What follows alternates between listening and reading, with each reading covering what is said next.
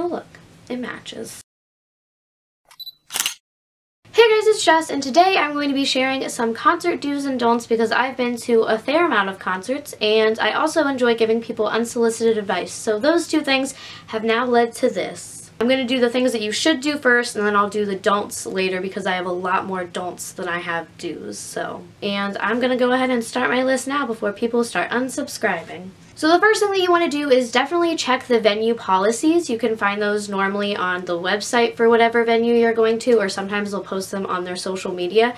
But you definitely want to check those because they'll tell you what size bags you can bring, what types of cameras you can bring, if you're allowed to bring water, and all of that is very important stuff because you don't want to show up and have way too big of a bag and the wrong camera and have to hide them in the bushes. That happened to like a couple hundred girls when I went to see One Direction. They were all hiding their bags in the bushes outside of the stadium because they weren't allowed to take them in. The next thing you should do is make sure that you have enough space on your phone if you're planning on taking any videos or pictures, because you don't want to show up and then realize, oh my gosh, my phone has 0% memory left and have to delete like all of your apps and pictures. You want to make sure that you go ahead and do that ahead of time, and it's just a lot less stressful if you already have it done and you're not draining your phone battery ahead of time trying to delete everything. And something else you should definitely do if it's going to be hot and you know that you sweat a lot, make sure that you bring extra deodorant with you.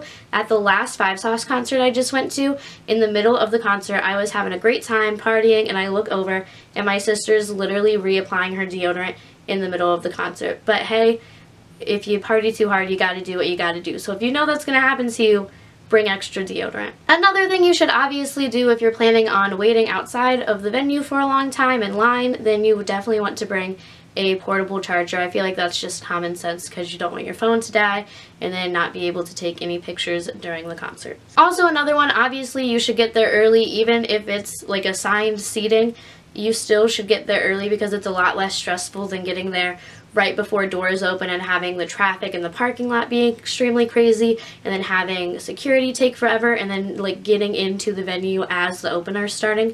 It's a lot less stressful if you get there a couple hours ahead of time and have time to just do all of that without having to worry about rushing.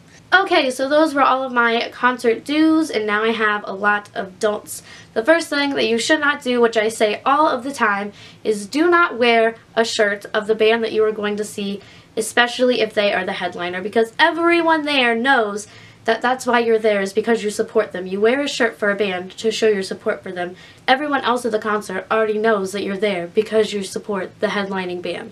So just don't do it. Another concert don't is bringing a sign if you are going to be a mile away from the stage. If the purpose of you bringing a sign is for the artist to see it and you have nosebleed seats, then bringing a sign and holding it up the entire concert is going to do absolutely nothing because they're so far away they're not going to see it. And if you are close enough to bring a sign for the artist to be able to see, make sure that you don't hold it up the whole time because then you're going to be blocking a ton of people who are behind you, and those people are all going to be very mad. So just don't do it. Don't be that person who obnoxiously shrieks at everything when it's completely unnecessary, or like shrieks over top of an artist talking to the audience, because that's just obnoxious. I know the first time I saw 5 Seconds of Summer, the entire time they were playing Amnesia, this girl was just shrieking the entire time for no reason. And my sister was trying to get a video, but she kept shrieking over the entire thing.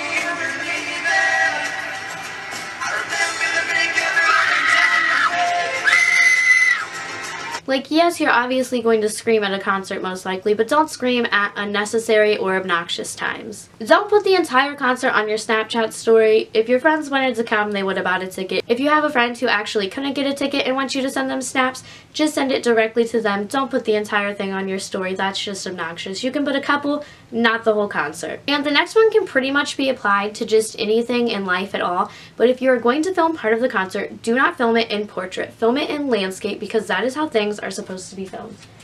If you're filming like this the entire time, you're only going to be able to get one band member the whole time, but if you film it simply just by turning your phone like this, you're going to get everything at once. You're not going to have to move your phone all over the place. You can just hold it and get everything in one shot instead of having to pan across. Also, if you're going to be filming it so that you can post it on YouTube or something later, make sure that you aren't singing obnoxiously loud, because the people who clicked on your video are probably there to listen to the artist sing the song, not you sing over top of them. So just a rule of thumb. So those are all the concert do's and don'ts that I have for you. If you like this video, make sure you go ahead and give it a thumbs up, and also go subscribe if you have not already. Thanks for watching, and stay gold.